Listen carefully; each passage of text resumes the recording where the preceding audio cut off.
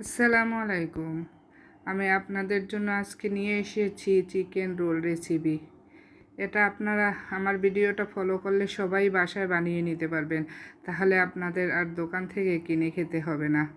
এখানে আপনার আগে পেঁয়াজ এবং গাজরটা আগে একটু ভেজে নেবেন এবং আমি মাংসটা আগে একটু ঝুরা করে রেখেছি এবং এখানে আপনারা দিয়ে দিবেন 1 টেবিল চামচ সয়া সস, গরম মশলার গুঁড়া এবং টমেটো সসটা দিবেন।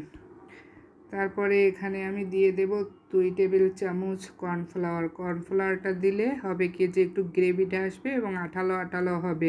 এটা খেতে ভালোও লাগবে, আর নাহলে এটা না দিলে আপনারা ওটা মাংসটা ঝুরো ঝুরোই থেকে যাবে। এখানে আমি রোলের রুটিটা তৈরি করে নিচ্ছি।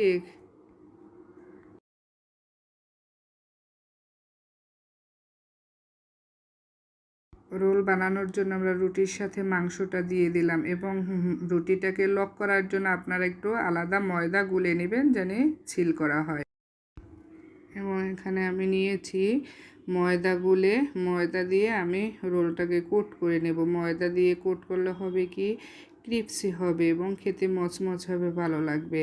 আর ডিম দিয়েই করলে আপনারা এটা নরম হয়ে যাবে, খেতে ভালো লাগবে না। এরকম একটি নাস্তা তৈরি করলে আপনি বাচ্চাদের সাথে স্কুলে টিফিনে দিয়ে দিতে পারবেন এবং আমার এই ভিডিওটি ফলো করে আপনারা বাসায় তৈরি করে নেবেন। আমার যদি এই ভিডিওটি ভালো লেগে থাকে তাহলে লাইক, শেয়ার এবং কমেন্টস করে আমার পাশে থাকবেন। আপনাদের একটি লাইক, কমেন্টস